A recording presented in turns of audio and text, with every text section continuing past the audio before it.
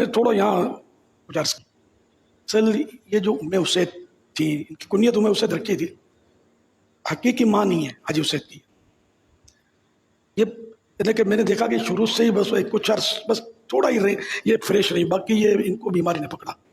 یہ بیچاری مطلب اتنی بیماریاں اس نے بھگتی ہیں نا، برس ہاں برس یہ بس وہ سمجھو کسی کام کی نہیں تھی، نہ کر رہا تھی بس بیچاری. پھر ایک عرصے سے تو یہ غالباً حالت عطا میں تھی، تو میرے کو ہوش نہیں ہو. تب یہ میرے بیٹے کا یہ بہت بڑا کہنے کے امپریشن ڈالنے والا متاثر کن کارنامہ ہے. یہ اس کی خدمت کر رہے تھے، یقین مانے اس کی خدمت ہی کی ہے، یہ کسی کام کی نہیں تھی. یہ زندہ لاش، اور یہ برسوں تک اس ایک سنبھالا میرے بیٹے نے حاجی رضا نے. اس کا علاج کرنے میں اپنے طور پر میں نے نوٹ کیا کوئی کسر بھی بیچارے نہیں چھوڑی. بہت پیسہ بہایا آج پر، بہت کوشش، تاہم یہ اٹھ نہیں سکی، پھر چلی گئی.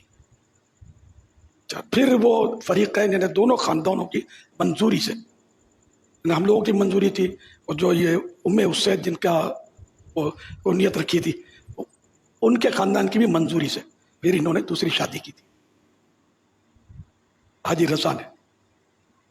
اور یہ مطلب انہیں پھر لوگ یہ سمجھتے ہیں کہ حاجی اسید کی یہ امی تھی. میں نے کہا اس لیے وضاحت کر دوں کہ یہ حقیقی امی نہیں تھی. الحمدللہ وہ باقاعدہ حیات ہیں، اللہ پاک ان کو دراز عمر بالخیر عطا فرمائے. آمین. غلط فہمی دور ہو جائے. بالکل یہ آ رہا ہے اسید کی امی، اسید کی امی، تو بیچارے یہ سمجھتے ہوں گے. تو الحمدللہ اسید کی امی باقاعدہ حیات ہیں، اور یہ تشریف لے گئی. یہ اللہ پاک ان کو غریق رحمت کرے. آمین. ان کے بارے میں مجھے اسید کی جو حقیقی امی ہے انہوں نے یہی پیغام دیا، یعنی ان کی تعریفیں کی، ورنہ یہ ایک دوسرے کی سوک کرنے کا تعریفیں کریں گے. کہ بس وہ اب میں سب الفاظ تو بول نہیں سکتا، تو میرا تذکرہ ہے.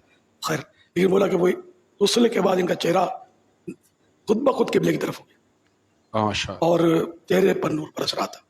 انہوں نے مجھے بتایا تحریری پیغام دیا اور بھی کچھ، لیکن میں سب بول نہیں سکتا تھا، میرے بارے میں لکھا ہے.